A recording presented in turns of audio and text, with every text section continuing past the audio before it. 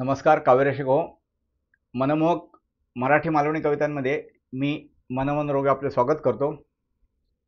मित्रांनो, खरं तर आपण नवीन कवितेतून परवा भेटणार होतो, पण गेल्या 3-4 दिवसात महाराष्ट्राच्या राजकारणात अशा काही अकस्मात आणि अचंबित घटना घडल्यात. म्हणजे खरं तर गेल्या 3-3.5 वर्षापासून हे सगळं सुरूच आहे.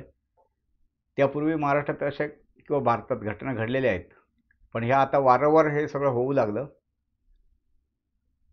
मागच्या वेळी जेव्हा सरकार पडलं, म्हणजे गतवर्षी एका पक्षातून म्हणजे शिवसेनेतून 40 आमदार फुटले वगैरे सगळं, तेव्हा खोक्यांचं खूप बोंबाबोंब झाली होती. 50 खोके एकदम ओके, अगदी म्हणजे रस्त्यात नव्हे तर विधानसभेत सुद्धा घोषणा दिल्या गेल्या. तर त्यावेळेला मी एक कविता लिहिली होती त्या खोके संदर्भात.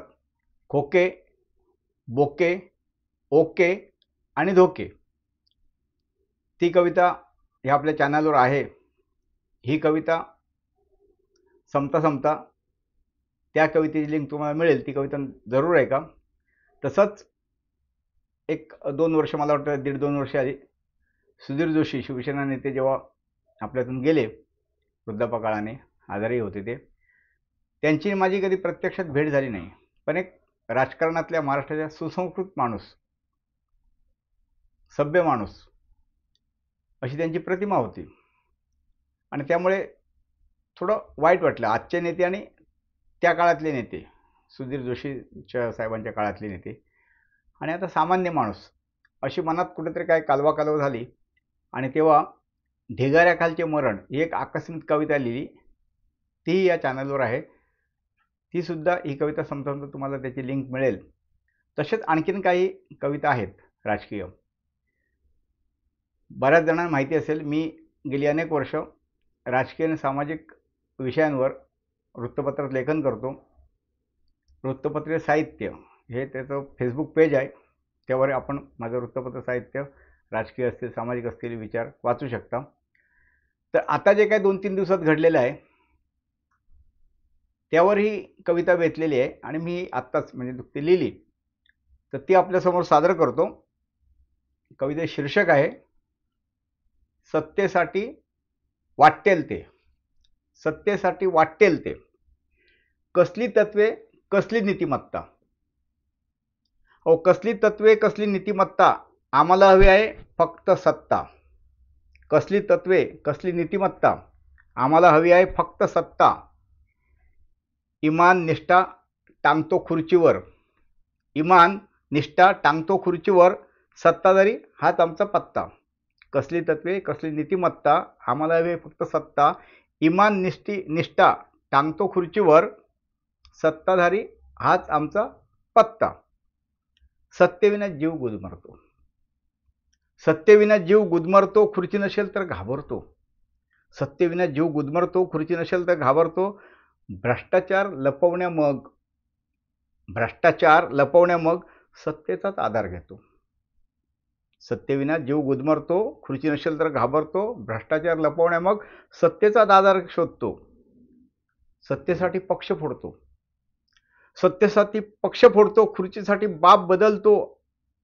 आधी ज्यांचा पकडला गळा, त्यांच्याच गळ्यात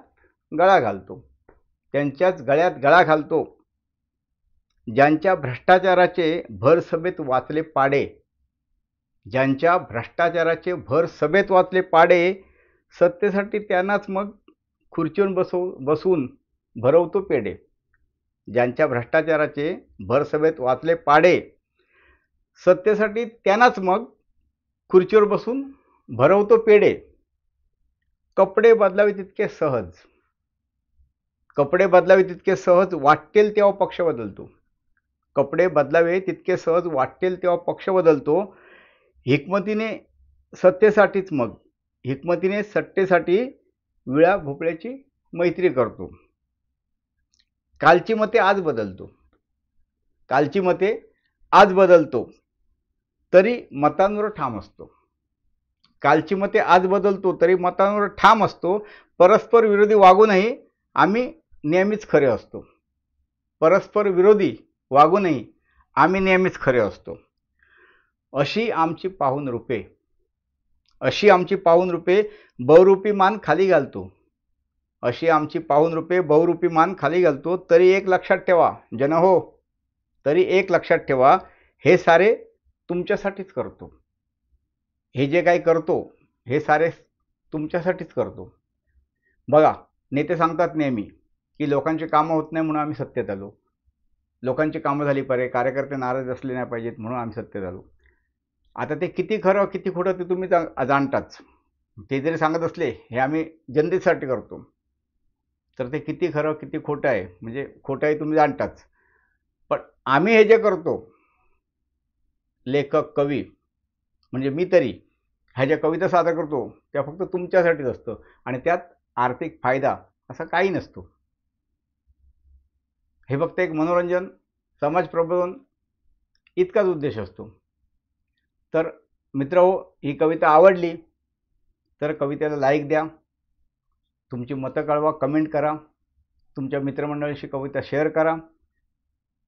तुम्ही चॅनलला नवीन असाल किंवा जुन्याचा कोणाला राहिला असेल तर चॅनल सबस्क्राईब करा. आता परत आपण एक पावसावरची कविता घेऊन लवकरच भेटू. धन्यवाद.